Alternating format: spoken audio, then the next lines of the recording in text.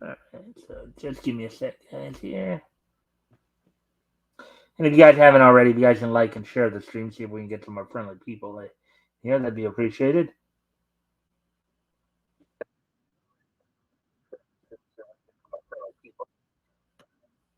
All right, so we know the mics work.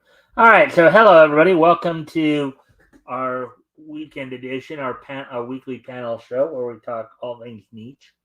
Gonna give people a chance to get in here for a few minutes, and hopefully, we got a few ideas on what we might do tonight, depending upon who shows up and all that. Yeah. So how are you guys doing this weekend? Well, I'm busy. I could take a guess at how Rick is doing. He seems to be doing marginally better than before, just from the expression on his face, but that's probably as good as he could be doing given the circumstances. Right. Yeah. Yeah, marginally better is about it. Some ways I seem to be going roller coaster rides. Some That's how it moments, is. some moments it seems marginally better. Sometimes it seems marginally worse. Hmm. Just before this show was on Rex's show earlier. I got off for about 50 minutes or whatever. Just have some time between shows and Yeah, get and yourself something to eat, relax. well, I didn't so much have anything to eat. Somebody took me out for lunch after church this afternoon, Hmm. but I cleared out my mother's dresser drawers in between shows, so Hmm. that was a bit emotional for me. Not that there was anything special in them, but No, it's the act of doing it just makes everything more real. Mm-hmm. yeah. And, I got a load of her laundry done today. Mm-hmm. I got about 3 or 4 more baskets to do. Probably 2 that need to be washed, one that just needs to be dried. Yeah. Well, all that going on, you got over the next, I guess, couple months here, you got to figure out your living situation as well, your life Yeah, situation as well. That's gonna probably be a little, especially with some of the things you were telling me the other day too. yeah. Hmm. Oh, the signal's going wonky a little bit here. It looks like. Although I am planning on doing a stream on Tuesday night. Just the date. That's her funeral's going to be on Wednesday. Going to do a stream. I call it. I think I took chill stream off. It's just honoring my mom. I'm gonna show off some pictures, see if I can find some vids or whatever. I might not be able to, but share a bit about her life and before and after me. Yeah. Well, not after me, but well, I guess by after me, I mean after I came along, because obviously she does not have a life after me because I'm living and she's Right. not so living. No, it's like BC and AD. Even though we use AD, it's like yeah, but the line was actually before he died, so it's kind of a weird term to use. Hmm. Hmm.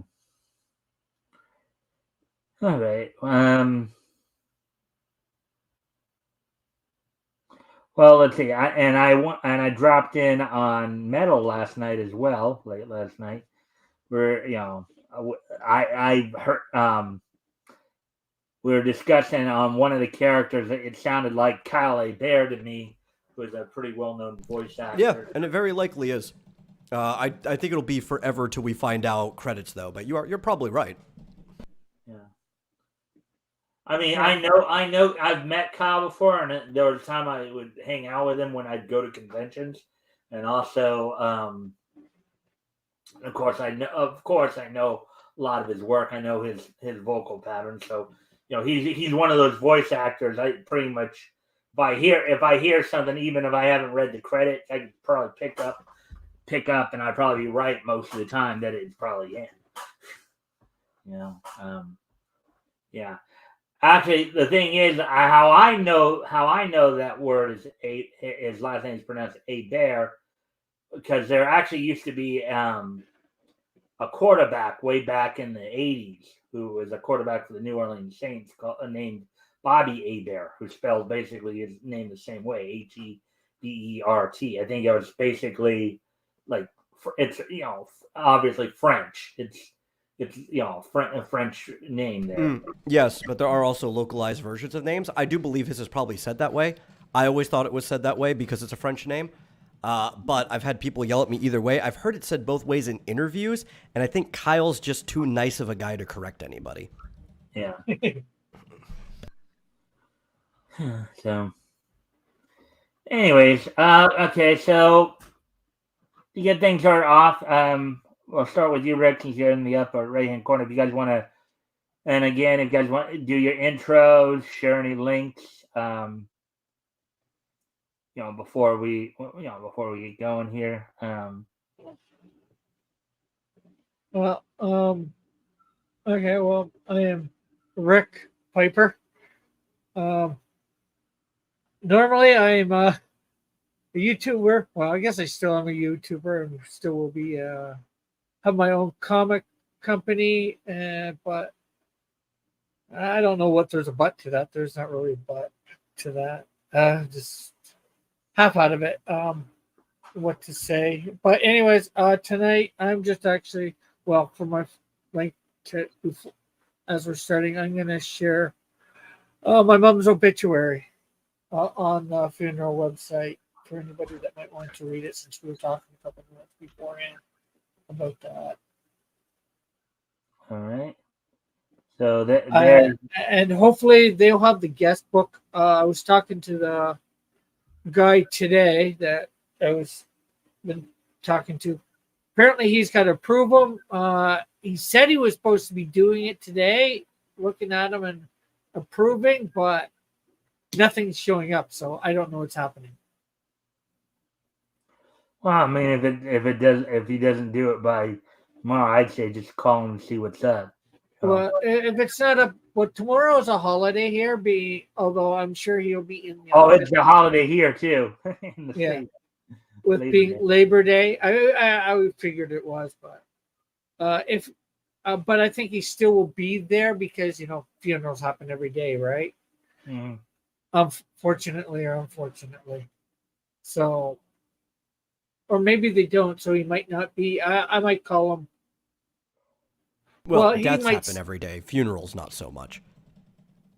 They can be Right. delayed Yeah. a day or two. Yeah. Basically, as I said, it would just if whatever you're trying to get him to do, if it's not up within a day or two here, I'd say just call him at earliest. Yeah, I'm gonna probably call him like Tuesday by noon if I don't see it up. So for those of you, this is the link to her obituary. Some people can. Yeah. Well, it's on the now. I had the option. The government does not pay for it to be in the paper, unfortunately. But the funeral home's has a website, and they do put them up there online for free. So we made one up at the funeral home right there then, and it's posted, and that is it off their website. And hopefully there's a guest. Hopefully people are gonna. Well, they can do a message. Hopefully the messages will be up soon on it. Yeah, and as I understand it, wasn't John Dillard setting something up for you as well? Yeah, a gift send go. He's done that. I was gonna wait till the end to share that. Okay, that's fine. Was there anything else you wanted to share right now or talk about right now? Or? No, that's good for right now. All right, Metal, you're Thank up. you, Mike. No problem. Metal, you're up.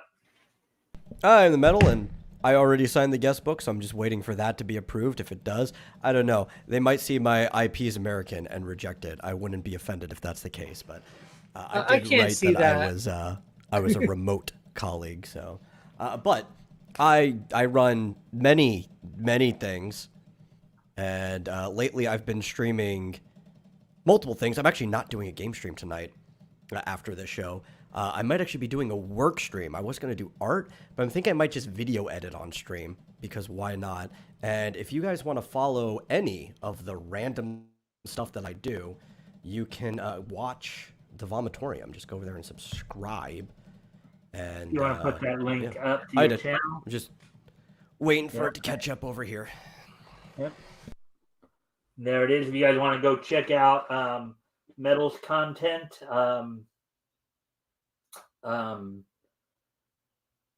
there it is. So feel free to. And as always, guys, if you can like and share the stream, see if you haven't already, if we can get some more friendly people in here for the content, that would be great. Also, if anything here grabs your attention, feel free to comment and or ask questions, and we will try to answer the questions to the best of our ability. All right. So, was there anything else, Metal, you wanted to talk about or share? I'm eating pizza. You're eating pilaf? Pizza. Oh, pizza. Pizza. Though It's pilaf got sounds the pretty pizza good right now, too. pie. That's it. All right. All right. So we're now coming up on 12 minutes here. So, all right. So, I'm thinking a couple of things as I was explaining to you guys before we went on here. Got a couple of ideas here. If you guys want, one, so there's just the three of us. So what I was wanting to do was, if you guys wanted to, we'd kind of do an impromptu extension of Friday's show. There were a couple of stories that I couldn't get to because we got to do a deep discussion on something. I was explaining this a little to you earlier, Metal. As with the usual Friday show, it'd be the same thing. Basically, if you guys wanted to read along as well, we could.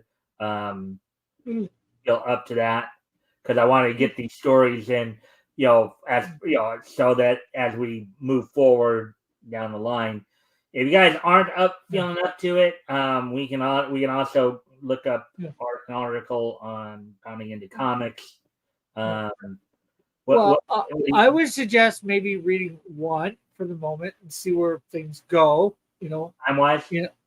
Okay. See whether people in the I'm chat fine come with by. commentating. What was that? I'm fine with commentating. I'm not up to doing voices today. Okay, that's fine. Yeah. I'll do voices. At least I'm a little bit more awake than I was on Friday. Yeah, Friday you were like kind of out of it. In fact, I hope you will get a chance to, because I know you wanted to really see, go through the Electro story, and we did do that one. That's actually where the discussion, the whole innuendo discussion got going. Yeah, I might pull that up off air myself and read it. Yeah. In the next all right. day So or two. I guess we'll do that. We'll go over the. All right. So I'll pull this up then, and then you guys want to, and Rick, you'll notice this one is a lot better than the other one. Daring Mystery Comics here is the scan's a lot better than Marvel Mystery Comics. That's Daring Mystery Comics Volume 1, Number 2. So the two features that, we might do at least one. We'll do the Trojack one and then see where we go from there. Oh yeah, and while you're looking this up, and interesting, was on this. Well, I think it was just off air. I was talking with Dillard and a couple other guys, and the whole Blue Beetle thing came up. Well, more because my buddy Dave called me and said that he was going to go see it. Oh, the movie and the movie and what the director said about Bane and all that. No.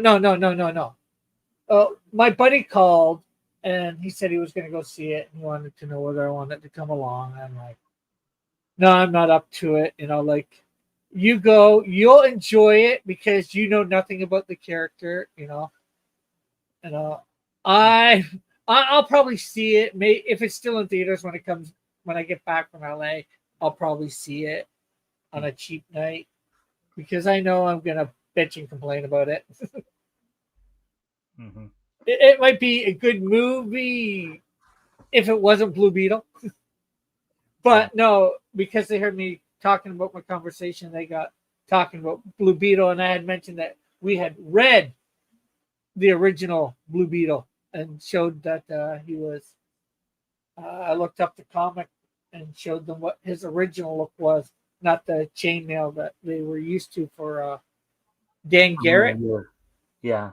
Well, Dan Garrett. Dan Garrett was the original Blue Beetle. Yeah, And even he would eventually wear the chainmail. So, yeah, and that's what I mean. Yeah, but much like a number of what they called mystery men back then, he would wear the business suit and the yeah, fedora and the mask and stuff like that. and somebody shared about the guy that created Blue Beetle and said what was his inspiration, and he said Green Hornet. Yeah, well, I mean, you saw a lot of that. Blue Yeah, Beetle was but that sand. If you think about the but original, yeah, you but know, if you look at Blue Beetle and you look at um, Green Hornet, you can see the similarities in their look, mhm. except different Well, color change. and the names too. You got a colored insect that they're Yeah, referencing, right? But where's Kato? I don't know.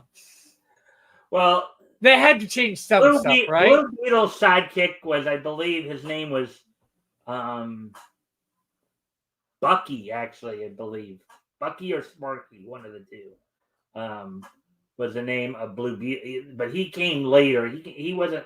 He came in the early to like 42 to 44, somewhere around there. Was when they introduced Blue Beetle sidekick in Fox and Holyoke.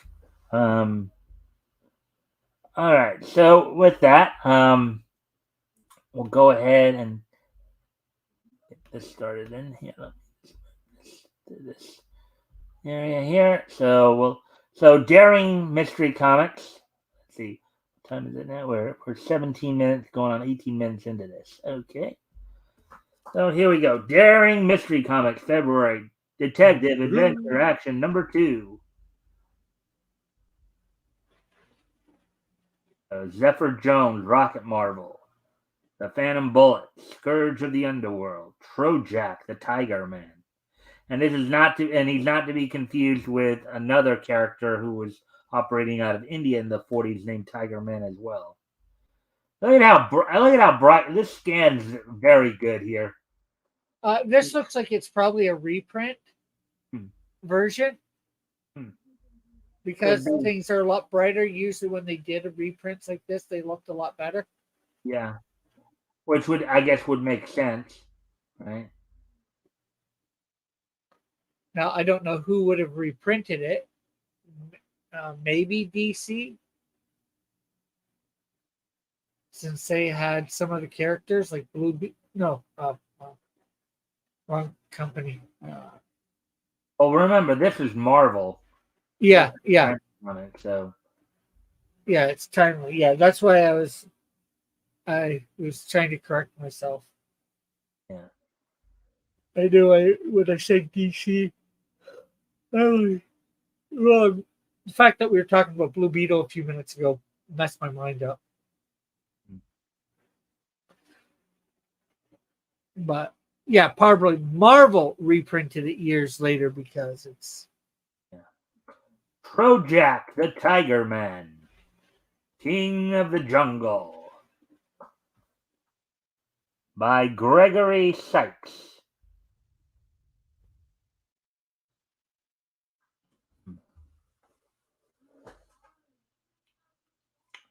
My son, I have called you before me because I grow old and have not many moons longer to live. It is time you learned your story. Your father, whom you have never seen, was an explorer. He once saved my people from extermination at the hands of a wicked tribe. Now look at his headpiece right there. Doesn't that look kind of like a flame? Yeah, Look at that. but it's supposed to be a mohawk of sorts because if you look Yeah. at it from the next panel, well, panel before and then the panels after. Yeah. What do you think? What do you think, Metal? Doesn't that look like a flame to you? I could see it. Either a flame or like the top of a cardinal. Hmm. Oh, that could be And true. of course, you're more talking the flame in the second panel. Hmm. Yeah. When our enemies, well, oh wait, I'm sorry. Um, when our enemies, when our enemies saw your father had improved our living conditions, they grew jealous and defiant.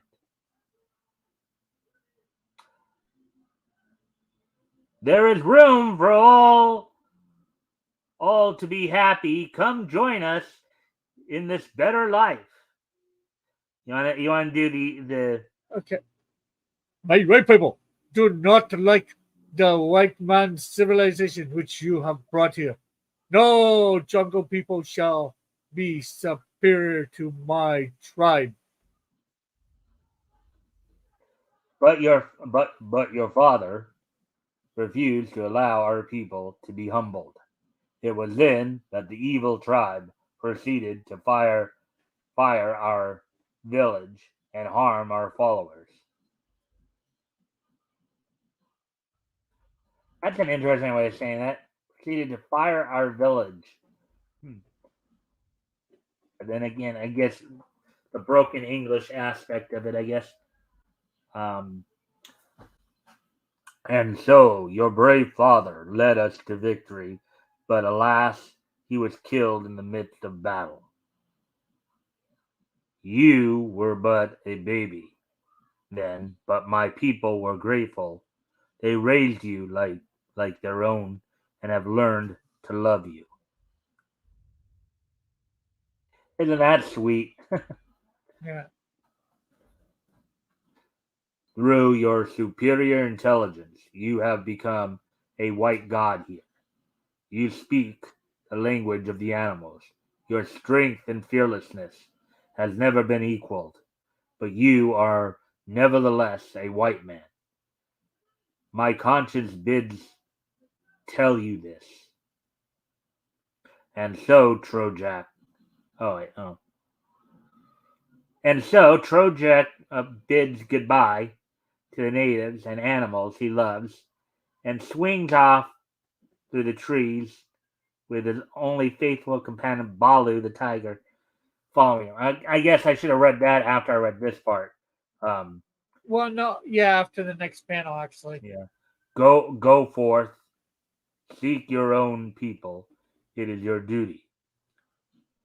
Though I love it here, you speak knowledge. I go. Yeah, kind of been. Yeah.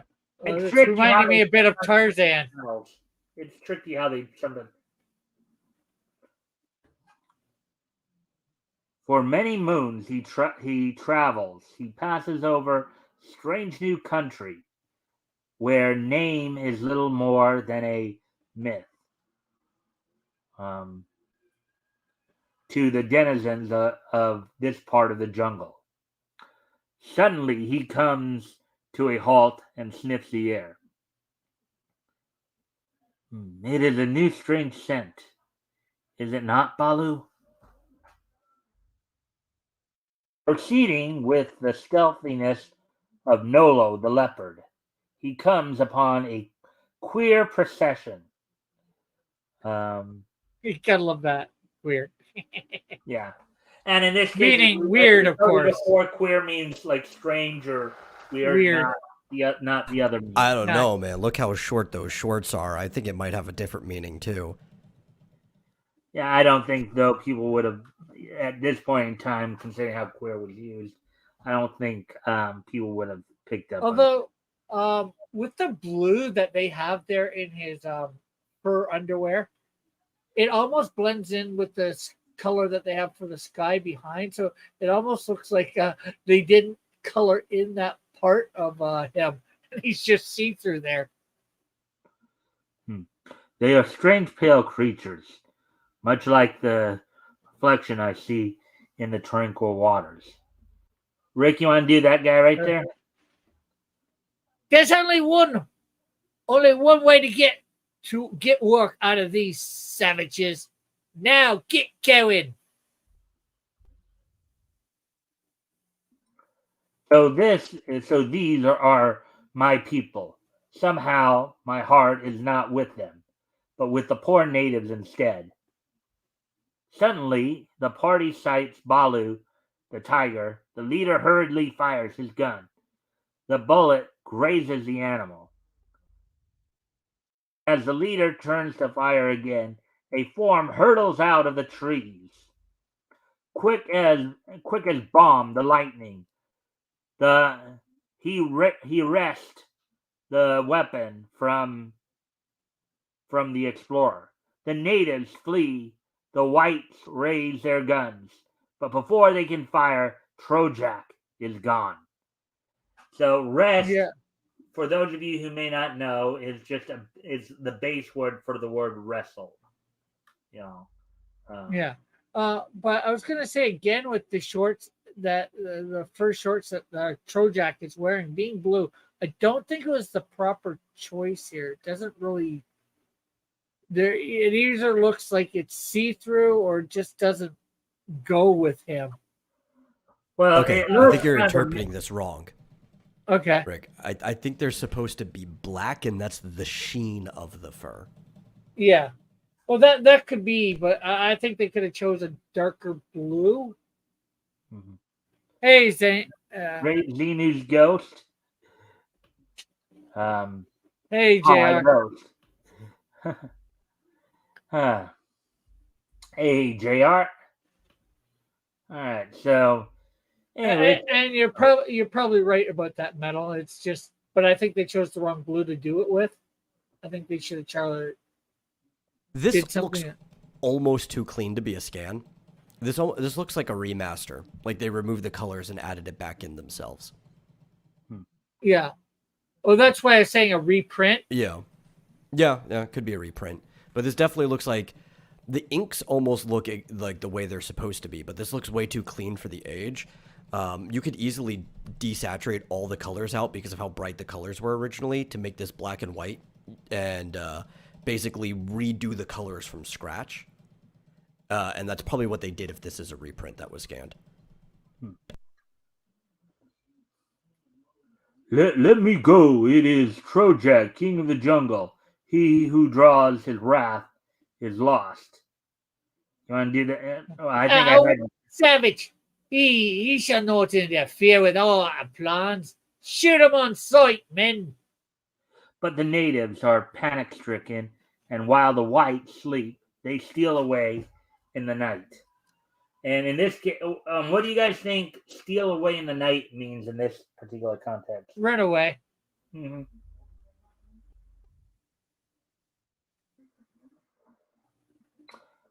Comes morning, and the party awakens, terrified to find they are alone and lost in the jungle. They hold a council. All right, I'm gonna do the girl, obviously, and then if you want to do the guy Yeah. right there, the white savage, he could help us. It, it is evident he would not approve of our mission. He must be destroyed. And so the party heads onward, far into the mysterious darkness of the deepest Africa. They stumble on blindly. And JR, just so you know, we're doing this because he didn't finish the stories he wanted to on Friday night Mm-hmm. because of all the discussion. So he figured we'd do at least one story tonight. We might get into some discussions on other stuff after. Mm-hmm. Just in case, the chat is wondering why we're doing this, Mm-hmm. reading a comic, although it is, Well, we on normally the just can't talk non-retrospect about day. stuff, Yeah. All right. So the white men are very stupid. They have been walking in great circles for hours, but the destructive party continues on its trail of the wanton cruelty, shooting down peaceful animals, growing terror. Why must we go on like this? You have no reason to disturb the tranquillity of the jungle, except for your own lust for gold. Say, what's got into you? That white savage didn't put any ideas into your head, did he? How could he put ideas into the head? You never talked to him. Right. Maybe he maybe he's more honorable than any of you killers. I'm going back alone. Alone in the jungle. That's suicide. As she walks proudly on, the girl is unaware of a stalking lion. Wow. Guess that's an adolescent stalking lion? No, just badly scaled in that one picture. Yeah, But as we from see from these next ones. yeah, but from his high vantage point, Trojak has seen all. She watches in unbelievable admiration the death struggle of the powerful lion and the strange white savage.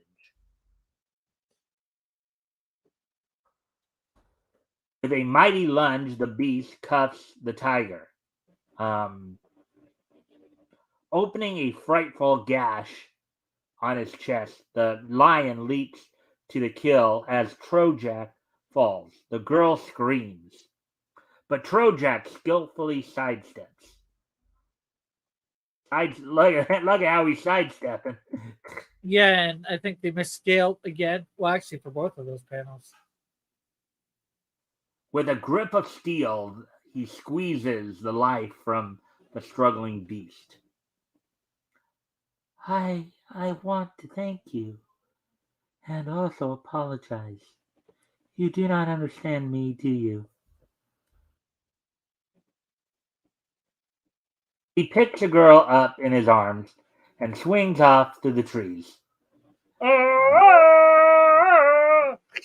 But the strain and loss of blood begins to tell on him.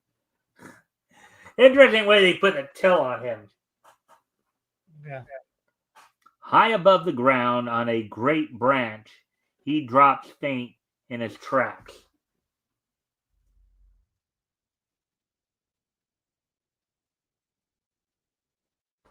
For days, the girl nurses Trojak back to health. The little jungle animals bring food, and Balu the tiger, now recovered from his gun wound, senses the girl is a friend and stands guard over them. Trojak learns to speak a little English.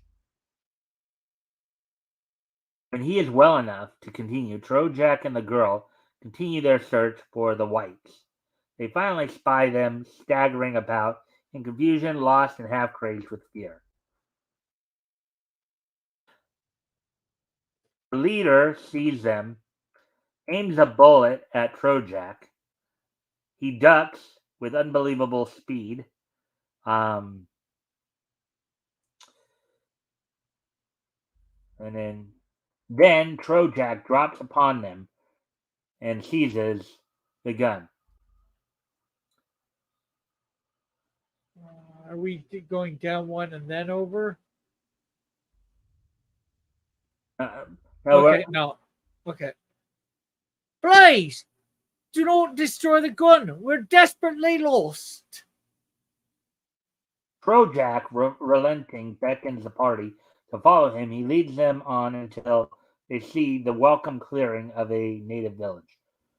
Go!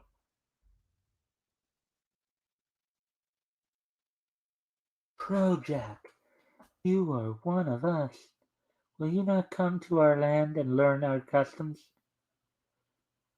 My place is here with the things I love. Then it is goodbye, Trojak, for the present. As the Tiger Man watches the figure fade from sight, he feels a strange new loneliness. He returns to his jungle haunts, but his zest for the things he used to reveal in are gone. To revel in are gone. Baloo the tiger cannot understand that his master pines for the girl he has grown to love. That he's known for less than a day. Well, you Yeah, have but how heard many of the girls has he expression "love known? at first sight," haven't Yeah, you? that there's that too, right? Yeah. So, uh, Well, I could have known the girls in the tribe that he grew up with. So that's true too. But hmm. one night, one night, haunted by a strange premonition that something is wrong, he hastens to the village where he had last seen the whites.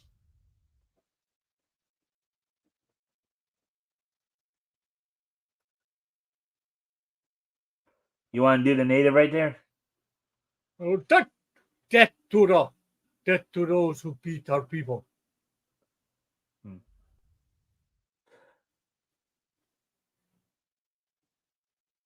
Instructing Balu to get help, Trojak prepares to stall the bloodthirsty savages. Then, grabbing a long vine, he swings directly into the midst of the group.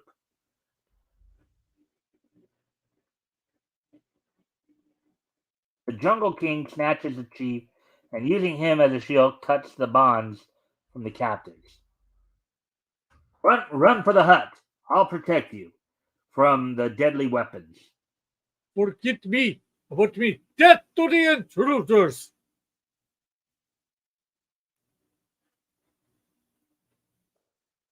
The natives hesitate a moment, then set fire to the hut.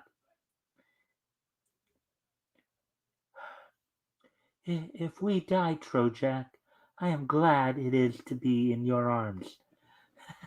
Wow, how romantic! Yeah. How romantic! They're running for their Yes, but lives. does he really understand what she means? Hmm. Maybe because it did say that he was pining for her. So. Does he have to understand what she means? Yeah. He Tarzan. He just take her to his cave. Right. Your men have not yet learned to be calm in the face of danger. We do not die.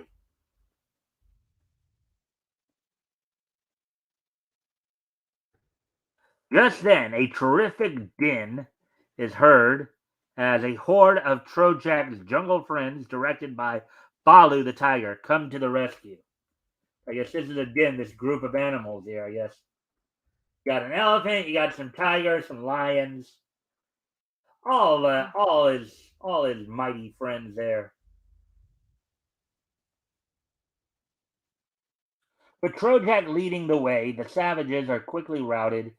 The white party, happy to leave the dreaded jungle, hurriedly set sail for civilization. He disappeared in the night like a beast of the jungle. I wonder if I'll ever see him again. Watch for the further exciting adventures of Trojak the Tiger Man in the next edition of Daring Comics. Wow.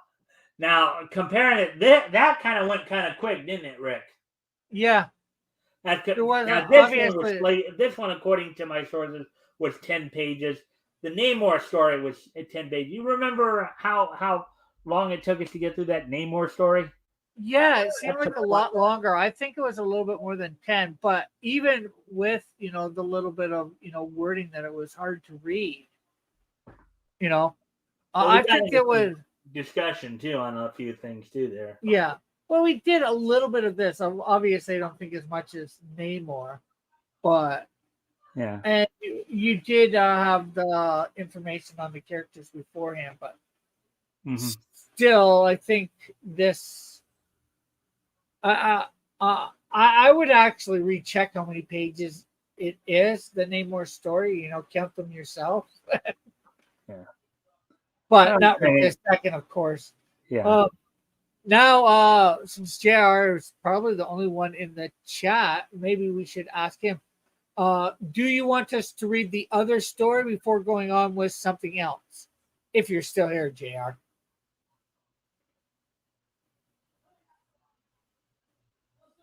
And then if it doesn't answer within a minute or so, you can decide yourself. I Yeah. think I'm But half then the again, you chat. can decide yourself either way, too, Yeah. Well, I mean, the other story is the Laughing Mask. Well, he was known as Laughing Mask, and I think he eventually became known as Purple Mask.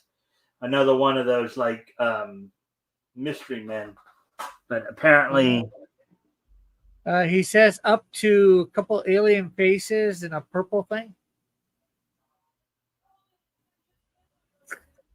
I Not guess sure he's saying exactly it's what up to that. us. So, um, He says, I'd like purple mask. Okay, so I guess that means on to the story, my fine fellowed fiend. all right. So we'll take a look. Okay, maybe you're When not we a get fellowed there, we'll fiend. look at some of I'm the not other. even a fiend. Or I might be. K4 and the Sky Devils. Kind of an aviator story there.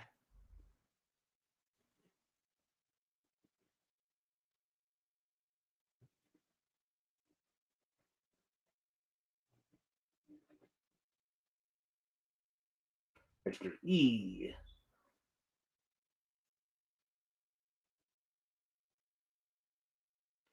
And this is just so bright and very easy to read. yeah, like I said, I honestly think this is a reprint, and probably in doing that they did what Metal said earlier. I think this They is Laughing remastered Mask. it, and as opposed to just doing a scan. Oh, look at that! Look at that! Look at that! Wow. I think this is Laughing Mask. I think Oh wait. we're going through it. But go back for a second. Well, we'll get to it while we go through it. So Oh yeah, there it is. Yeah, you're right. It was Laughing Mask by Will Har. Hardy har har. So I think with them redoing it, they were able to. And like I said, this was probably redone like in the '60s or '70s. The reprint. Right. For generations, the men of the Burton family were connected with law enforcement. The latest Burton to take up the cause was Dennis, young assistant district attorney. Recently, it became difficult to convict gangsters due to crooked politicians. To overcome this new evil, Dennis Burton decided to take the law in his own hands.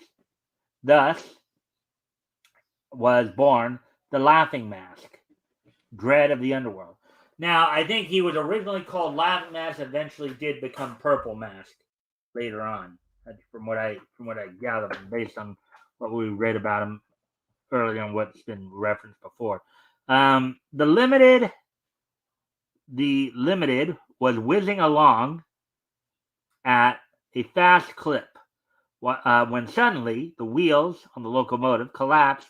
It hurtled from the track, dragging the rest of the cars along with it. The cars shattered and splintered, became coffins for more than a score of passengers on the doomed train. Limited wreck, score killed. Wow, 20 people died. Mm-hmm. Yeah. Dennis Only Burke. 20. Wow. Yeah. That Well, would be a that's what score. score is.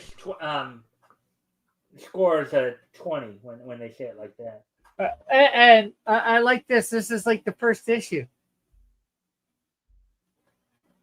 And this is the Daily Star. Wasn't that the newspaper that Clark Kent worked for or works for at this time? Yeah, and Daily Star was I think a common newspaper back in the days. There are a number of cities that had the Daily Star as their paper, Okay. as I recall. But I love how this is like number one and like January 1st, 1940.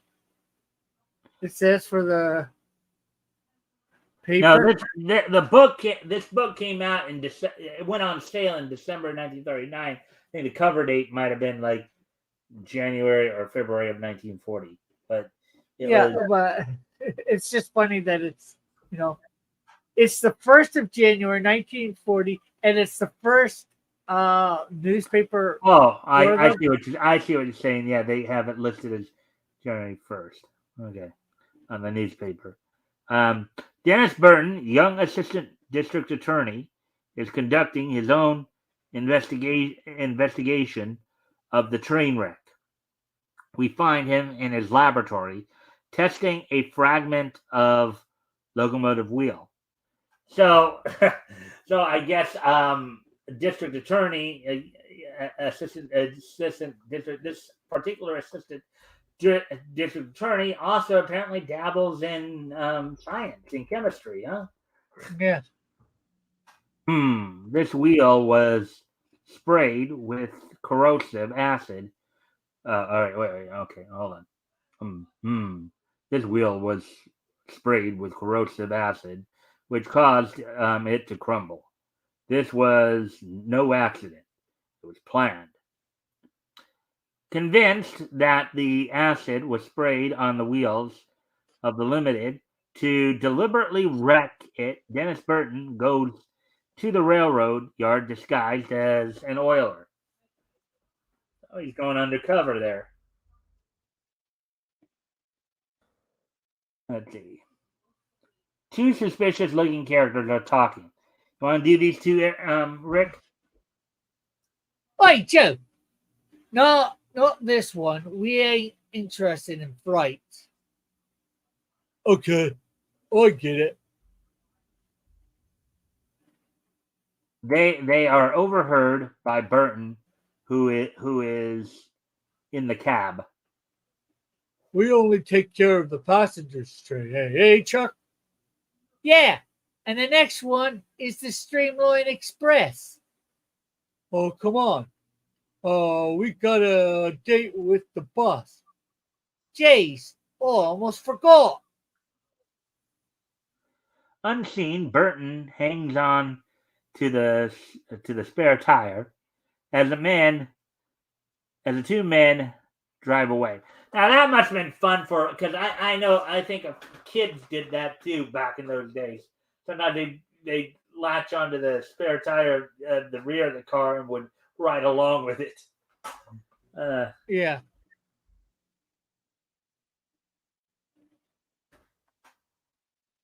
Arriving at the gang's hideout,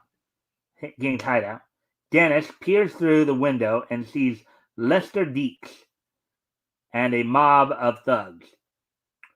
Here's the plan, boys.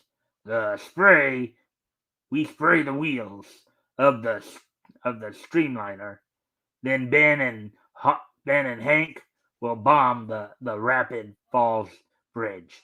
If the train isn't wrecked before it reaches there, we'll make sure of this one.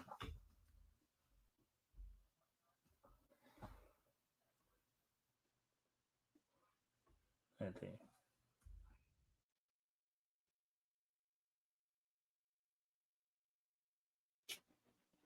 Boy, with the streamliner wrecked, the Public Service Commission will sure revoke their license, boss. Yeah, sure, and I'll be able to buy it for a song. One of the thugs sees Denny. Boss, there's a guy spying on us. Get him, boys. As the thugs rush out, Dennis wades in with fists flying. but by force of numbers, the gangsters overpower Burton. You want to do the guy on the left there? I'll finish him, boss. No. Well, Oh, I think that's. I think you did that. The yeah. boss. No, not that way. We can't use his house for a hideout anymore. So we'll tie him in the attic. That'll take care of him. Good idea, boss. Ha! You'll be sorry you ever meddled in my affairs, you dumb flatfoot. Denny is taken to the attic. Right? Should have probably. Anyways, but when the gang leaves the attic, Burton overturns a chair. The ropes loosen. In a few moments, he is free. He strips for action, dons his false face, and becomes. In this case, I think he just means taking off, stripping Yeah, off. yeah. I know what it means. I'm just playing around. Yeah. The dreaded laughing mask. The laughing mask ascends to the roof and peers through the skylight. Now this seems similar to a setup that we've seen before. The room, obviously, you think everything in the room is different. Mhm. But we had some guy, I think, come through the roof and land in a room similar. And there was a bunch of guys in it Mm-hmm. in a different comic.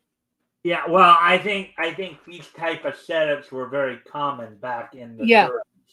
But this one looks almost like, except for some of the stuff in their room, exact. Hmm. But I can't remember which one it was. It was just one of the last times I was on. I remember it, or I think I was on, anyways. You want to do the guy over there on the left there, Rick? Red. Okay. Where did the other boys go, boss? Chuck and Joe went to the yards to work on the streamliner. Hank and Ben left for the Rapid Falls with dynamite. Mel, you have anything to say? Well, you've been kind of quiet for a while. Yeah. I have not had much to say. The laughing mask dropped something into the room. Could it be a mask? Could be. Let's see. He climbs down the drain pipe to the window of the gangster's room, and with the speed of lightning, crashes his fist through the glass and clicks off the lights. In the darkness, the luminous mask which he had dropped glows weirdly. Look at that. So it was a mask. I'll get you, you grinning devil.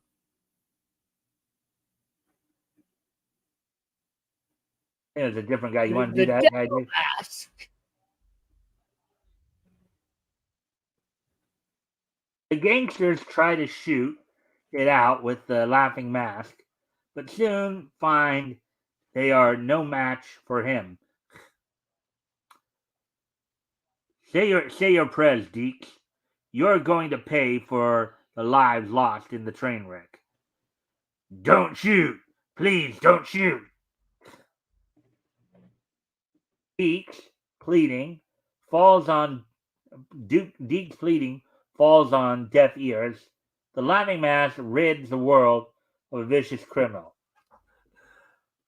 Yeah, so Oh, none of these weren't as innocent as I would, but I still think overall this time period was still generally more innocent than today. But now it's just, um, they were a little bit more violent, or weren't. They were like really willing to let their heroes kill. right. Which some people might argue may not have been innocent, but I think, based on what we were talking about Friday night, though, and Yeah. I didn't say that it was wholesome or that it was an absolute paradise. I was just saying that overall, the world was a bit more innocent than than we'd see today. I'm not saying there wasn't darkness. Yeah. There wasn't like It was tougher in a lot of ways, but it was. I don't think the innocence quite the right word. I was gonna say naive, but I'm Naive and innocence go hand in hand together. not. Yeah. I would say innocence and even like naivete is very perspective. It's very subjective. It can vary depending on what the person finds to be innocent, and that can vary from time period to time period as well. Yeah. yeah. Well, what I was speaking more towards was when we're talking.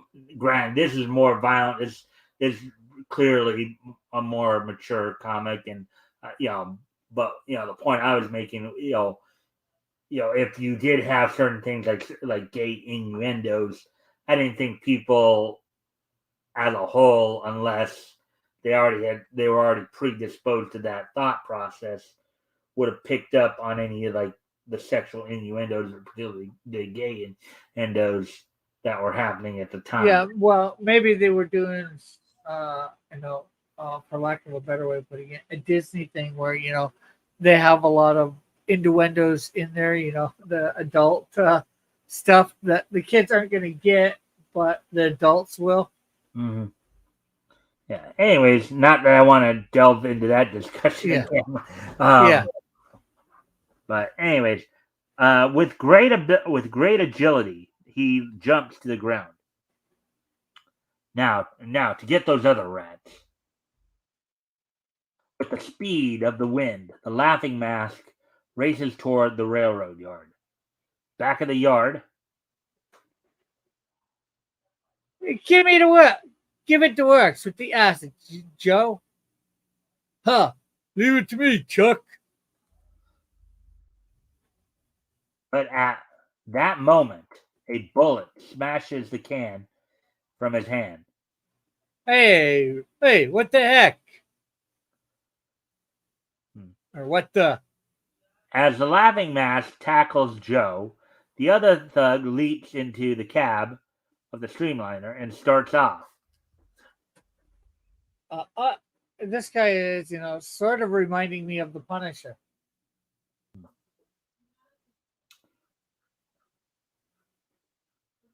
You're not fast enough, Lug. Quick, we must catch the streamliner. The locomotive, unhampered by a train of cars, slowly catches up with the streamliner. Um, with a mighty leap, the laughing mask catches the rear of the speeding express. Over the tops of the trains runs the laughing mask. Now this is a common scene you'd see in a lot of even the 40s, 50s, and 60s cartoons too. Guys running on top of a train. I even remember seeing it on a GI Joe episode in the 80s. Of course, they have a YouTube channel, believe it or not. Yeah, they still do it today. It was in Han Solo as well Yeah. movie. Um, down into the cab he zooms. The laughing mask. He's in the last Indiana Jones. Yeah, I was thinking that too. The laughing mask flings the gangster out of the cab of the speeding streamliner. The speeding train is brought to a stop as it nears the Rapid Falls Bridge. Now this shortcut will take me to the bridge. The laughing mask comes suddenly upon the unsuspecting gangsters. Take that, you skunk! So you want to play rough, huh? I'm taking you alive. You'll sign a full confession. Otherwise, you want to do the thug there? That's the boss guy. Oh, oh. Stop! I'll sign. I'll sign. Returning, turning the streamliner to the yard, the laughing mask carries his prisoner to the police station, depositing the limp figure of the thug on the steps. The laughing mask pins the signed confession um, on the gangster's chest, together with his own card reading "The Laughing Mask."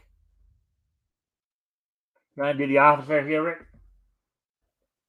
Oi, the laughing mask is sure thorough. Here's a thug sign sealed and delivered. Later, in the district attorney's office, The laughing mask again? I wonder who he is. I don't know, but he sure saves a lot of trouble. Saves us a lot of trouble. The dreaded laughing mask goes into action again in another thriller in the following issue of Daring Comics. Don't miss it. So, how did you guys like those stories? Not too bad. Yeah. Pretty good, They're all right. typical type stories of the era. Just all right. That was it. That was And we got those both done in like an hour. yeah. Those went quicker than other ones. So we still have some time. So shall I go to Bounding into Comics then and look up? Yeah, we can do it. I'm sure we can do an article. Hey, man, it's your show. Do whatever you got to do. Yeah, JR gives it a 7 out of 10. And again, part of the reason too, I wanted to read those is because as like when I go through Marvel in the future and stuff like that, I have more of a pool to rotate around, right? So like maybe we might do like Human Torch, Kazar, and Laughing Mask one issue, and then we might do Namor, Electro, and Trojack another issue, mix and mash and all that. So that's why I wanted to get through those. Usually we won't do this like all the time. We will if a bit more with like introduction stories.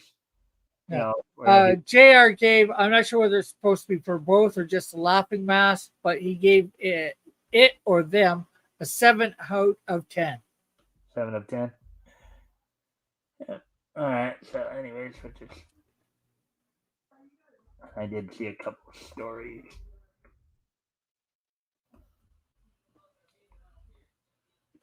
But the one and the other.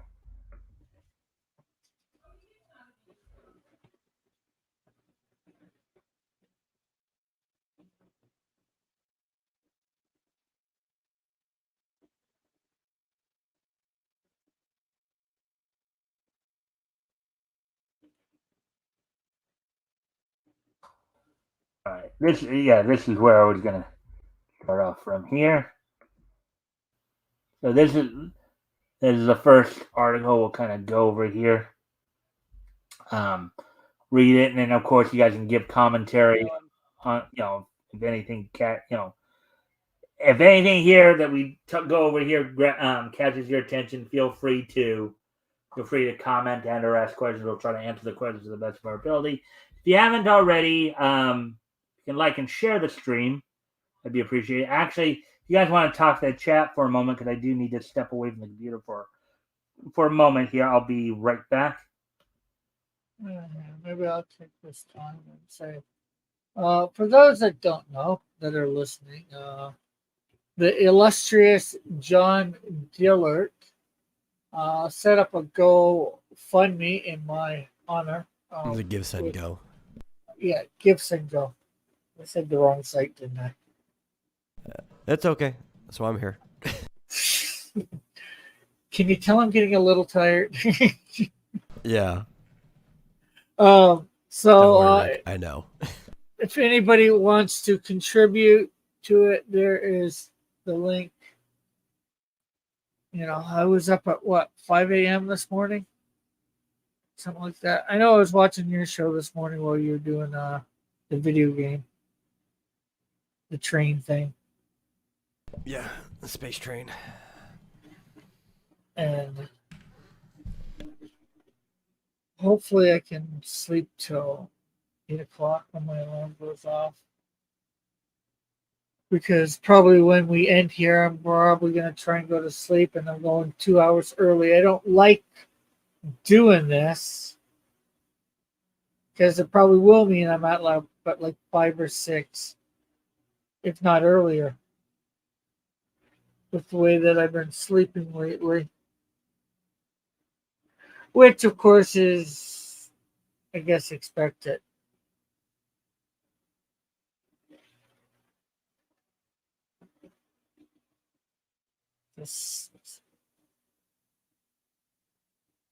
I'd say I want my life to get back to normal, but it's going to be definitely a new normal. It'll be normal when the cows come home.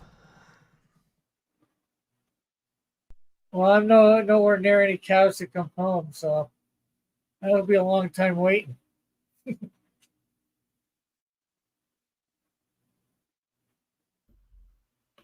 All right, I'm back, and you just shared something. Is this the give and go for your? The give, send, go. Yeah. All right. I figured, I'd share it while you were away. All right, that's fine. And I just highlighted it for you there. Yeah. If you guys want to help Rick out there, that I'm sure he'd appreciate that. Yeah. Anyway, so let's get into this article then here. Former CIA agent Tom King admits new Wonder Woman book is inspired by fake news about President Donald Trump. Article by John F. Trent, published back on August 25th, which is a little over a week ago, of course. Let's see. I've just got one thing to say right at the beginning. He admits that it's fake news? Let's see. DC Comics writer and former CIA agent Tom King, who also happens to be one of the announced architects behind James Gunn's DC Universe, recently admitted that his upcoming Wonder Woman story is inspired by fake news about Donald Trump. Now, there lies another question for me. Why would a guy that was a CIA agent go into writing comic books? Honestly, I don't know. I do know that from what I've heard about Tom King from a few other commentators, his mindset towards Trump, towards MAGA, is much in the same vein of some people like Tom Taylor. Yeah. Well, I'm not even talking about, iconic. Oh, no, I can answer this question, why he went into comics. He was actually involved in the comics before he joined the counterterrorism division after 9/11. When he was younger, was probably the late 90s, he interned at Marvel and DC separately. So he already was involved in comics. Then he joined counterterrorism. Then he went back to comics. Okay. I guess then that begs another question. How the heck did the comic book writer get involved? Well, it's an internship. When you're in college, a lot of people do internships. Oh, okay. Yeah, it's a way of gaining work experience. Yeah. Yeah. Speaking with, I think I'm somewhat satisfied with those answers. right. Speaking with CBR about the upcoming series, King was asked about this idea to have the United States government pass the Amazon Safety Act that bars Amazons from U.S. soil. Now, in this though, I think the headline the headline there may have thrown us off a bit. I don't think it may have been Tom King who may have who may be the one calling it fake news. I think it's the writer of the article, John Trent, probably calling it fake news. Okay. That might be the situation. Okay. Probably. Yeah. This plot point was revealed in the comic's official description, which states, quote, after a mysterious Amazonian is accused of mass murder, Congress passes the Amazon Safety Act, barring all Amazons from U.S. soil. To carry out their plans, the government starts a task force, the Amazon Extradition Entity, AXE, to remove those who don't comply by any means necessary. Unquote. Okay, how many Amazons are actually living in the U.S.? I In the mean, comics, several. Okay, like, are we talking like more than 10? More No, than it's probably 100? only about a handful, probably. You need a, well, you might need a whole task force for these yeah. Amazons. If they're inhumanly strong, like you probably need tanks and nuclear missiles or something. Who knows? Well, Yeah. unless, No. You only need that if they won't leave. But then again, for 10 people, you're setting this whole thing up. You're doing this whole bill. That seems a bit ridiculous. well, I mean, think about it though. They are like super strong, and Yeah. the only ways to stop them are either to weld their bracelets together, or get a hold of one of the magic lasses, get it around them to where they're forced to comply. Yeah. Well, okay. But there's enough superheroes out there that can take on. Okay, Wonder Woman herself is, a special case even among Amazons. Most superheroes, I think, well, maybe not most, but there's a good portion of them that could easily take on Amazons. You know, the Amazons are definitely trained for battle, or probably a little bit more better Yeah, in but battle than most. wouldn't attacking any Amazon already put you on the possibility of having to tangle with Wonder Woman? Well, it depends on why you're attacking them, I guess. mm-hmm. You know, I guess there is a lot of questions in my mind for this, but we're not. Yeah, well, and there's also Maybe other we ones should too, read because some. there's like Cassie. I believe in the current continuity, Donna Troy's not dead. There are other like really powerful Amazons out there too. Yeah. Yeah. So, anyways, as we continue on with the article, it concludes, quote, now in her search for the truth behind the killing, Wonder Woman finds herself an outlaw in the world she once swore to protect, unquote. Oh, so she's an X-Men. Nah. Sorry, wrong universe. Yeah. After explaining why he believes Wonder Woman being a rebel differentiates her from Superman and Batman, and that he's attempting to have the book appeal to his own teenagers because Wonder Woman is somehow against the status quo. He revealed the inspiration for the Amazon Safety Act was Donald Trump's signing of Executive Order 13769 titled Protecting the Nation from Foreign Terrorist Entry into the United States. Yeah, that's terrorists. Not all Amazons are terrorists. Yeah. Also, how does that protect? I think what Tom King is trying to equate here is what he's doing with Wonder Woman and the Amazons is basically equivalent to the quote unquote Muslim ban. Yeah. Yeah, but the thing is, like I said, the Amazons are already in the U.S. This doesn't actually do the same thing. Yeah, but what I'm saying though is I think what Tom King is trying to equate the quote unquote Muslim ban for with this. No, I That's get Yeah. that. I think we're Yeah. just saying Tom King's an idiot. huh? Yeah. I think we're just saying that Tom King is an idiot. Well, I think a lot of people Yeah. would agree with that sentiment. Anyway, King explained, quote, I don't want this to be my Twitter feed. It has to be bigger than life. It has to be a cooler metaphor and not an actuality. I wanted her to rebel against the government and be like Stan Lee and Jack Kirby's Hulk, someone throwing tanks around. Unquote. Yeah, you wanted that, but what you set up is not that. Quote, the way that I made that relevant was the idea that the U.S. has turned on the Amazons in a way that resembles the McCarthy era, or, in brackets here, Muslim ban we had at the beginning of the Trump administration. And what did I just point out? Yeah, and it wasn't even a Muslim ban; it was only a certain country's Right. ban. But the left wanted to turn it into a racial issue, No, and they wanted not racial. They wanted to turn it into war. a religious issue because Muslim is not a race. No, they treat Muslims like a race though. So it's like even Yeah, if it's not the case, they still treat it like a racial issue. yeah, but that's why I I mean, you can argue it's a racial religious issue. Basically,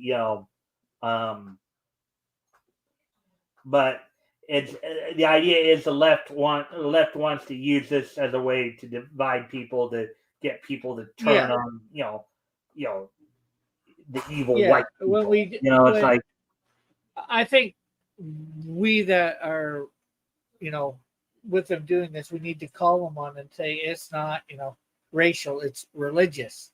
Yeah. Which is maybe not much better, mind you, but if right. the ideologies are against what we think, and then it wasn't even religious; it was nationalist, that he did. Yeah. All of that power and force comes to her, and she's the one who says, in smaller quote, no more, no thank you. The quote-unquote Muslim ban moniker was a narrative created by opponents of Donald Trump in an attempt to weaponize identity politics against him. The executive order did not name any countries and certainly did not name the Muslim religion. Instead, it stated, quote, suspension of issuance of visas and other immigration benefits to nationals of countries of particular concern, unquote.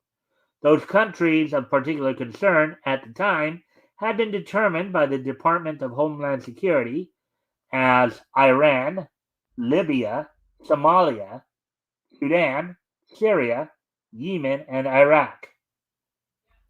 Upon further review following the signing of the executive order, North Korea, Venezuela, and Chad were also added to the list. Iraq was removed from the list. Even factcheck.org admitted, quote, in January 2017, the Pew Research Center estimated that Trump's original executive order would affect only about 12% of Muslims in the world, unquote. The idea that it was a Muslim ban was utterly ridiculous. Yeah. But again, it was a way the left was trying to stir, Yeah. conflict in order to try to assert or reassert their power. Yeah. And as Metal stated earlier, it did not affect the Muslims or anybody from those countries already in the U.S. Mm-hmm. It only affected ones that wanted to come in from that point. Mm-hmm. Not only did King reveal he was inspired by fake news surrounding President Donald. Now, I think, as I said, I think the term fake news being used here is being used by the author, not King. Yeah, I get that now. So he's not admitting it, and then it's fake news. He further explained how Wonder Woman turning to violence means she's losing. Previously, King informed Comic Book Nation that he sees Wonder Woman as a contradiction. What's kind of funny too. Here's one of the funny things about how they're trying to write Wonder Woman now, right? This is such a far cry from what I think William Moulton Marston's originally intended Wonder Woman to be. Yeah. Okay? he often, now granted, yes, he did put the bondage fetishism in the book, in the Wonder Woman mythos and all that, but he always talked about the idea of Wonder Woman representing love. Okay. Yeah. Well, the thing is, she's an Amazon, so she's a warrior. Yes, she will solve a problem peacefully if she can, but if she can't, you better watch out because she will kick your ass. Yeah.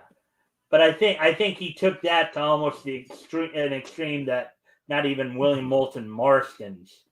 Yeah, Because if you you, know, I mean, I don't know how many of the Golden Age Wonder Woman stories you guys had read, but a lot I of it haven't has read many. more to do with her getting people into the magic lasso and getting them to more willingly comply to what she wants, as opposed to actually just beating the snot out of them and getting them to like fear her. Yeah, Okay, so that's the point. I mean, this depiction of Wonder Woman is just such. I mean, it just go to show you what these people are doing to these legacy characters. This is just yeah, it's just an utter 180 yeah. to what And I then think Marston's had originally intended Wonder Woman to be. yeah, well, that I can agree with. And like even to an extent of who she became over the years. Like you look at Linda Carter's Wonder Woman from the 70s. Mm-hmm. Yeah. I'm not sure whether it would have represented what the creator fully wanted, but you know, it's a lot different than what this guy is talking about. And even in Justice League, by Justice League I mean the cartoon. But even Well, if the you want the to more honor the recent creator, movies. if you want to honor the creator, you have to draw Wonder Woman and Cheetah wrestling each other in sexy poses. Yeah. But there's we haven't got through the article, but it sounds like the guy doesn't know squat about Wonder Woman, although he's trying to. But then again, look what he did to Batman. Well, I mean, yeah. I mean, um, Wonder Woman's mythos kind of changed over. Like originally, the Amazons were worshipped the Roman pantheon, but over the years they changed it to the Greek pantheon. Yeah. So anyways, let's continue on here. He explained, quote, as for like who she is as a character, I mean, she's a contradiction. That's the hard about it. The hard part about writing her is that she's almost radical in sort of her belief in love, compassion, and peace, much more so than sort of Superman and Batman. He continued. No, I would. I have to disagree with that because Superman, and Batman are both, for lack of a better term, radical in their beliefs. They're just as radical. It's just their beliefs are different. He continued, quote, but she's also, a warrior born. She's someone who comes from a society involved in sort of an endless conflict who trains you to fight. She comes from sort of that Game of Thrones atmosphere, unquote. Quote, and those two contradictions live inside of her. She's someone who wants peace but makes war. And her having to deal with that makes her one of the more interesting characters in fiction, unquote, he answered. Well, that's more of a case of how they've interpreted her. Yeah. I don't think no, she's someone who wants peace but is willing to go out and make war. She just she's somebody who wants peace but is almost the original tagline I think of Peacemaker.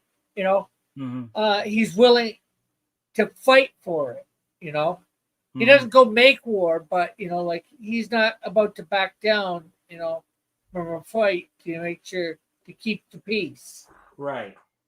It's one of those things where the idea of her making war, I think, is more of a recent thing than, well, it may not even be super recent. It may be just the last 20, 25 years. But It's not even. I don't even think it's that. And then it's what's he mean by make war? In my opinion, if we get that answer to that, yeah. He elaborated on this idea to CBR, quote, I think the contradiction at the heart of Wonder Woman that makes her interesting and not just someone up on a pedestal, that she's a warrior for peace. She's super empathetic, but a warrior for peace. That means every time she throws a punch, every time she's fighting, she's losing. Every time she turns to violence, she's failing, and her life is violence. Unquote. I disagree because sometimes you need to throw a punch to keep the peace. I know it sounds contradictory, but I think you guys know what I mean. But Oh no, you want to hear something funny about the whole Wonder Woman make war thing? You know, throughout history, queens were 27% more likely to wage war, like declare it, than kings were. oh yeah, I was not aware of that, but Yeah. that's interesting. where did if you don't mind me asking, where did you get that fact? Oh, it was written in a working paper by I'm trying to remember the guy's name. I think his name was Harrish, but it was a historical report in the National Bureau of Economics, which it is behind a paywall, but I've read the paper before. And going through like every recorded war in history from a monarchy specifically, queens were more likely to wage war than kings were. Interesting. That's an interesting scenario. And it wasn't that I thought it was fake. It's just I wanted to know, or I thought other people would want to know too, where it came from.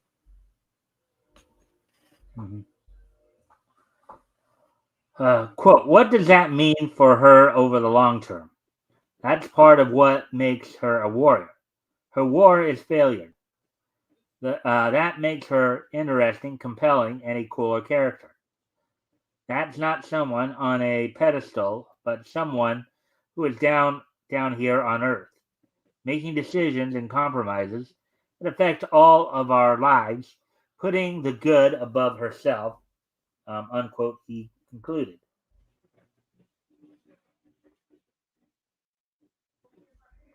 Despite being a former CIA agent and serving time in Iraq, King appears to have no concept that one can indeed wage war and being violent in order to achieve peace.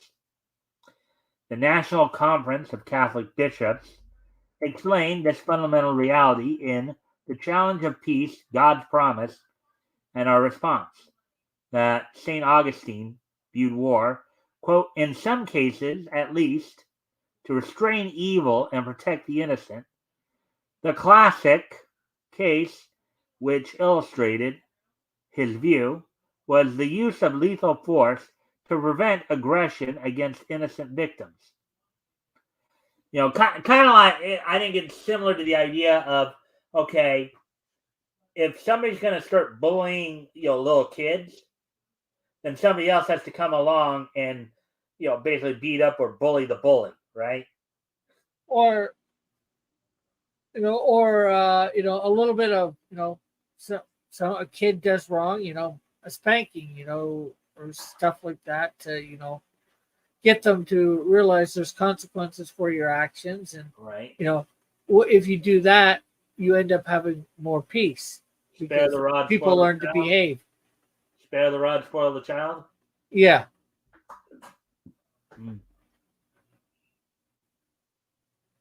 Faced with the fact of attack on the innocent, the presumption that we do no harm, even to our enemy, yielded to the command of love understood as the need to restrain an enemy who would injure the innocent. Unquote. Or I guess it's supposed to be the document. The document goes on to explain that recourse to war is permissible. So they left out the T in that first first part of the paragraph. Yeah. Quote, only to confront in smaller quotes, a real and certain danger, smaller quote, i.e., to protect innocent life, to preserve conditions necessary for decent human existence, and to basic rights, as both Pope Pius XII and Pope John the 23rd made clear. If war of retribution was ever justifiable, the risk of modern war negate such a claim today. Unquote. Thus, Diana's belief in, quote, love, compassion, and peace, unquote, actually coincides with her being a warrior and waging war on those who put the lives of innocents at risk. I guess to a certain Yeah. extent, it's very similar to the mindset maybe of the Punisher in a way in Batman. Yeah. Well, I'd say more Batman than the Punisher because the Punisher goes a little extreme Mm-hmm. or a lot extreme. So, what do you make of Tom King confirming his new Wonder Woman book is about propagandizing current day identity politics to a new generation? I think as Metal so put earlier, we think King is an idiot. Well, especially because it's like the worst place to try to do it. Who's reading these comics anyway? Who are you propagandizing to? Their sales are at almost like an all-time low. Mm-hmm.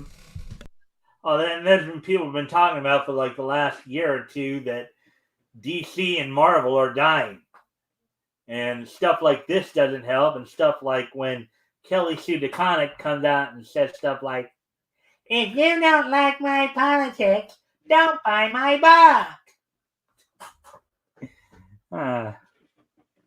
So we're at an hour 31, going on hour 32. You guys feel you want to try one more article? Shall we try one more article? I'm indifferent. Yeah. Maybe if it's a small one, though. Yeah, I'm not sure whether you know it's going to be small or not. Yeah, I think the next one will be a little bit quicker because it's not as the next one. Not that that one was that long. It's just that. Well, there was Again, more discussion to it because it was more, there was obviously we were talking about, we were talking about like, okay, what Tom King's impressions on certain things are and all that. Yeah. The next one I think is probably will be more like more of a article, which would be. I'm just getting a little tired because I was up at somewhere between 5 and 6 this morning. Only got 5 hours sleep.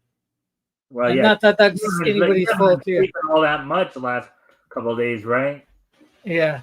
You were pretty tired the other night too. Yeah. Well, the other night I was up for over 24 hours, probably. All right. Probably over 36 hours. Yeah, probably over 36 hours. So this will be our last article. I don't think this one's going to be as long because I think this one is probably more of a like kind of a release type article. In other words, just simply talking about something being released or something like that. So let's see what might not be quite as controversial, but we'll see. So wait, actually this one might be we'll see. Mushoku Tensei, jobless reincarnation author, responds after Western critics accuse his writing of a nuanced slavery storyline as being a personal endorsement of the. Oh yeah, this one's gonna. This one we can probably still, but this one might might get some discussion going. But article by Nerdigans published back on August 25th. So. All right, so Mushoku Tensei, Jobless Reincarnation, co-creator Refugee na Mago Note, has officially responded after Western critics accused him of endorsing slavery for giving series protagonist Rudy Greyrat a less than black and white view of his fantasy surroundings slave trade. now, Meadow, I know you've read some manga and watched some anime. Or have you read or heard of this particular one? No, I hadn't. I thought you were going to say, I know you know about the slave trade. I thought this was going to go in a completely different direction. No, no, no. I was just wanting to know if you had either read this manga or seen this anime. That's where I was going with that. Yeah, it would have been funny that would have been funny if I did say something like that. Like, yeah, I know you know about the slave trade, but no, not where I was going. Um, This round of discourse arose following the August 14th premiere of the sixth episode of the Mushoku Tensei Jobless Reincarnation anime adaptation second season, I Don't Want to Die. Therein, with the group in need of a third party to assist Rudy in teaching his magic-fueled doll-making technique to Prince Zenoba, Fit moves to solve the group's problem by enlisting the services of the Riem Company slave market.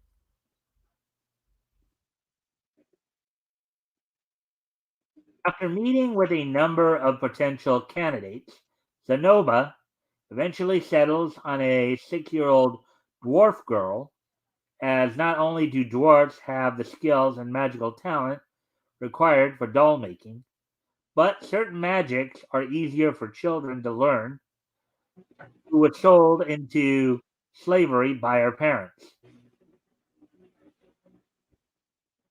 Originally nameless due to the dwarven tradition of waiting until a child is 7 years old to officially name them, the young slave is eventually given the title of Julie by the team.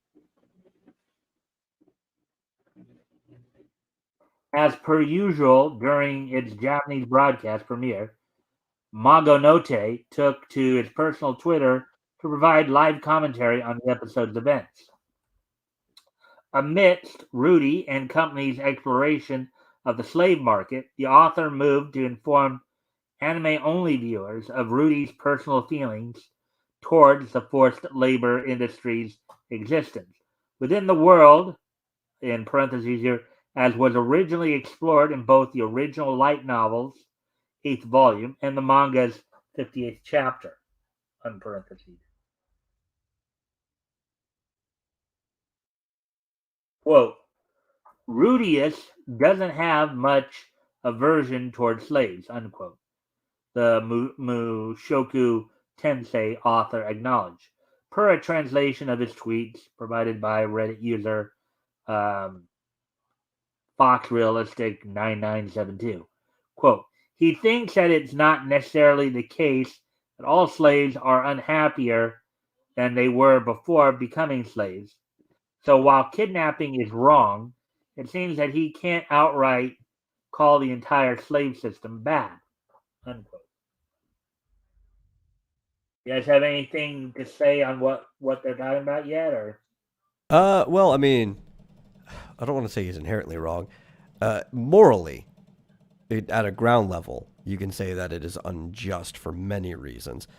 But it is definitely true that some people were happier in their particular case of slavery. It's like the gamble, right? Even if one person could be happier, it's not worth the entire system. Right. Yeah, it's some people got quote unquote good masters that treated them good and fed them good, and they had you know they knew where their next meal was coming home from, and a roof over their head, and they were treated well enough, but not everybody got treated well, and Right. well, they were probably always given something to eat, but their meal quality was probably crappy. Mm-hmm. You were probably better off than a prisoner, but that's not really a good bar to set yourself by. Right. Yeah. So, quote, he has more of a stance like, in smaller quotes, I won't impose my own justice on a culture I'm not familiar with, unquote, he added. Well, what do you guys think of that argument? Because I do know that I think some of the other commentators did talk a little bit about this. the idea here is what he's arguing is that he's somebody who's like he's a stranger to their world, and therefore, would it be right for him to impose his own sense of morality on an entire world that's not even his? I guess it depends exactly what you mean by impose his own justice. To comment on it is not to impose. To say that it's wrong is not necessarily impose. Impose means you do something about it more than just comment on it. Mm-hmm. But Yeah. ultimately, it's also the difference between morality and ethics. Morality is personal, very much. It's about your own actions and like choices that you do, and that is obviously affected by what's happening around you. Like if you choose to save somebody else's life, that is a moral choice, right? Versus ethics are how systems work in between people, and he would still carry his own morality in his choices wherever he goes, even if he's in another world, but not quite knowing how the systems work, right? Not being a person of it, all he can do is affect his own actions and choices. So I don't think he's entirely wrong here. Mm-hmm. Yeah, it's like he could say something, but how far will he get by saying something? Yeah. And in many cases, it might be one of those things where, if he's not careful, he might he might actually stir the pot in a way that he doesn't want it stirred. Too. So, um, however, despite how the authors treat clearly referring to Rudy's feelings on the topic, Western critics responded to Anime News Network's August 16th coverage of his post by misinterpreting it as his own personal endorsement of slavery. Now, let me ask before we continue on there. Do you guys, based on what we've read so far, do you think there's anything in there that would indicate that the author of the manga here, or light novel, whatever, personally endorses slavery, personally supports slavery, has anything positive to say about slavery? What do you guys make of that thought process? No, Uh, no, I I wouldn't don't even think say that. so. And I'll Um, be right back. I'm gonna grab something mhm. to drink. I Okay. would say the most you could stretch it is that the author, being somebody who does not have slavery in a more recent part of their history, because over here in the West, slavery was abolished quite a bit later than it was in Asia. We talk about maybe, depending on where you are, 5 to 1,000 years later, right? There's more distance, right? So you're trying to tackle a subject that is further back in your history and that you are further apart from. So you're almost tackling it like a complete outsider because people aren't even constantly pushing it in your face because of the more recent history. Mm-hmm. Yeah. So, quote, you heard it here, folks. The author of Mushoku Tensei thinks slavery isn't all that bad, unquote, at Rebel Panda proclaimed. Is he still your author? Here we go again with the Western SJWs trying to save the world. Oh boy. See, I hate that that thought process. Though, is anybody your author? They write fiction. You can choose to enjoy it or not. It's not up to them to please your sensibilities. Just don't read it. Right.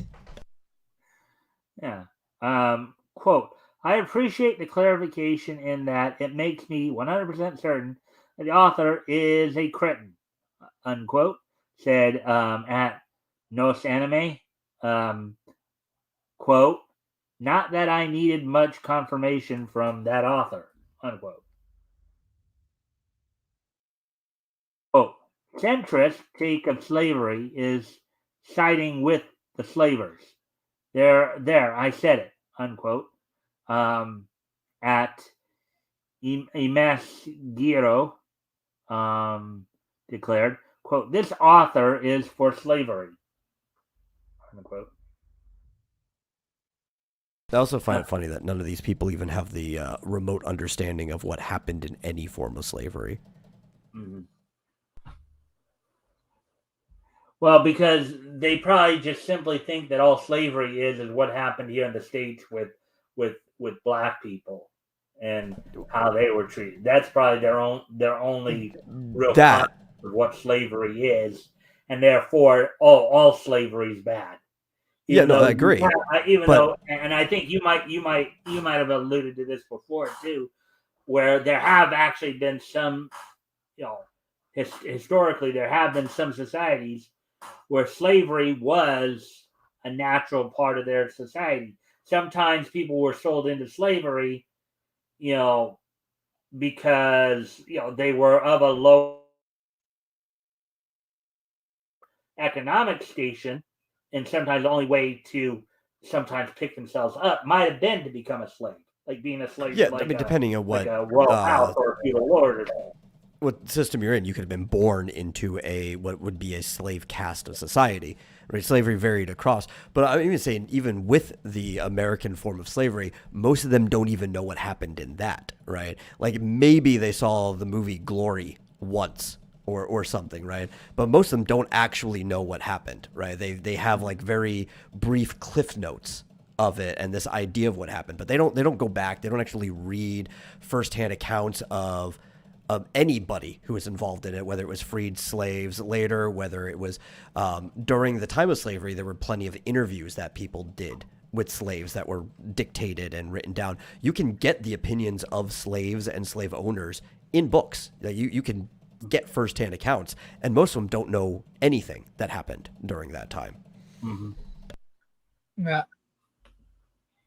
All right. Refusing to let the West's false accusations run rampant, Maga Note would return to Twitter on August 17th to not only emphasize that he does not support slavery, but also explicitly clarify that his original post was talking about Rudy, not himself. Which again just goes to show you the collective intelligence of a lot of these Twittians, right? Uh, quote, I don't personally endorse slavery, so while I would like to provide my vindication, it's also true that I portrayed Rudius as someone who doesn't have a strong aversion to slavery, unquote. The author wrote, quote, even in the original work, I've made the setting and narrative mild to convey that, in small quote, this is a normal in this is normal in this world. This is normal in this world. So it's unavoidable, unquote.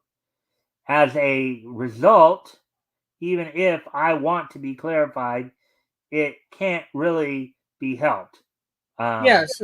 It's like if you were writing a novel or something about, the 1800s, you know, or 1700s or whatever, you might have, a guy walk by a slave market and not think anything of it, because Yeah, it was normal to the time. right. Not that it's right, but Yeah. A few days later, Maganote would reveal, translated by Deepel, um, that, quote, I'm prepared for a lot of things, so much so that I told the script writing team on the first day, in smaller quotes, there are a lot of inflammatory stories in the second season. So let's be prepared. Slavery and confinement are in smaller quotes here, inflammatory stories. Quote, I'm seeing some blah, blah, blah, blah, blah in places I didn't expect today, unquote. He included, quote, is this a spreading fire, unquote.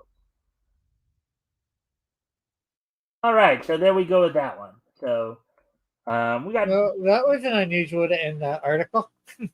yeah. Well, just with his response to some of his critics, but you know, Yeah. the thing is here is, and you just said it too, Rick, is that he's depicting a world where slavery is normal. Now, just because slavery is normal In doesn't make, that world. doesn't make it right. Okay, it's still morally and ethically may be considered wrong, but as you know, we live in a sinful world, right? You Yeah. know, Yeah. You've Well, got characters that they don't know any different. Mhm. So well, like I said, especially the Japanese might have a completely different view on some of the more hardcore forms of slavery, because it's not like they didn't have it. I mean, every society or every people's had slave throughout history.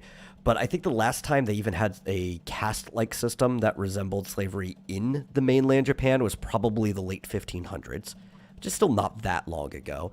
But the closest thing that you would say more recently was right around it, the late Imperial Japan, so before the end of World War II. They were constantly ravaging other countries, and you could argue that they were treating them similar to offshore slaves, but they still had some type of freedom within their lands. They were just like workhorses. But I mean, yeah, it's like people have different ideas of what slavery is depending on the environment, time period, and what culture they grew up in. yeah. We know there's slavery in the world today over in as far I think it's Africa, maybe even There's some several South places, America. yeah. Yeah. Well, Yeah, with all so that, guys, we are coming close to the 2 hour mark here, so I think it would yeah, be a good time to start wrapping up. Did you yeah. guys Sounds did you good. guys enjoy what we did tonight? Yeah, It was fun enough. All right. So before we go, of course, first off, I want to go ahead and do this weekend in Nietzsche history. Then we'll, of course, close everything out. Give you guys a chance to do some outros if you'd like. Um, so with that, today is Sunday, September 3rd, 2023. Let's take a look back at this weekend in Nietzsche history. First off, I'm going to head back 15 years ago. And on this date, 15 years ago, back in 2008, the fifth movie from the Marvel animated features, Next Avengers: Heroes of Tomorrow, was released on this date back in 2008. So 15 years ago today, Next Avengers: Heroes of Tomorrow from Marvel animated features was released on this date 15 years ago. I So have that. all right. Moving on. Oh, were you about to say something, Metal? No, I No. just said I was just saying I saw the Hulk versus thing. I was saying that I had that, No. but I don't think that was when you were talking about the movie. All right. So, anyways, moving on. That was yesterday's date, by the way, September 2nd, 2008. So 15. So actually, 15 years ago yesterday. 14 years ago yesterday, the 10th issue of Agents of Atlas from Marvel went on sale on yesterday's date back in 2009. 14 years ago. 14 years ago yesterday. Part 2 of the Terror of the Jade Claw story. I think this is the penultimate book of the series. It was written by Jeff Parker with art by Gabriel Hopman, Tom Orzechowski with the lettering, Elizabeth Dismang, Brett Weiser did the coloring. So, 10th issue of Agents of Atlas went on sale on yesterday's date 14 years ago, back in 2009. And finally, on this date in 2013, 10 years ago yesterday, on yesterday's date 10 years ago, the WWE held its Monday Night Raw event from the Wells Fargo Arena in Des Moines, Iowa. On that night, the main event saw Daniel Bryan and Big Show go to a no contest. Rob Van Dam defeated Damien Sandow. Um, in a triple threat number one contenders match for the Divas Championship. It ended up in a no contest. It was a match between Brie Bella, Naomi, and Natalia. The primetime players of Darren Young and Titus O'Neil defeated the duo of 3MB of Heath Slater and Jinder Mahal. And then, of course, the show opened up with The Miz defeating Fandango. So on this date, or on yesterday's date rather, 10 years ago, was WWE held its Monday Night Raw. All right, so let's wrap things up here. Rick, we'll start with you again. You want to do an outro? Of course, as always, if you want to share any links, you're more than welcome to. Go for it. I guess I'll just say if you want to go subscribe to me here on YouTube, feel free. It's Cross Comics. I guess that's all I'm going to say. All right. Metal, you're up. Yeah. Well, like I said, I'm gonna be I don't know, maybe tonight / morning, but I'm gonna be over on the Vomitorium again streaming. It's probably gonna be a work stream tonight if I do that though. So you get to see maybe some video editing in Sony Vegas, depending on what I do. That'll be fun. So let me drop the link for that. But I do all kinds of stuff.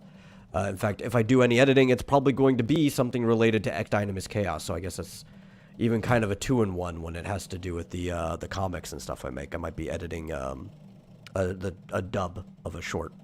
So that'd be fun. All right, and I think you did just put the link up, right? So I'll highlight that. So guys want to go check that out later when he's on. Anyways, guys, I thank everybody for being here tonight, and I hope everybody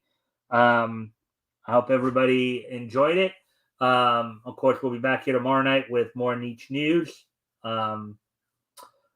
Also, this Friday, we'll be continuing our look through comics that went on sale in December 1939. This week, my co-host will be Tim Olson, the writer of Melvin.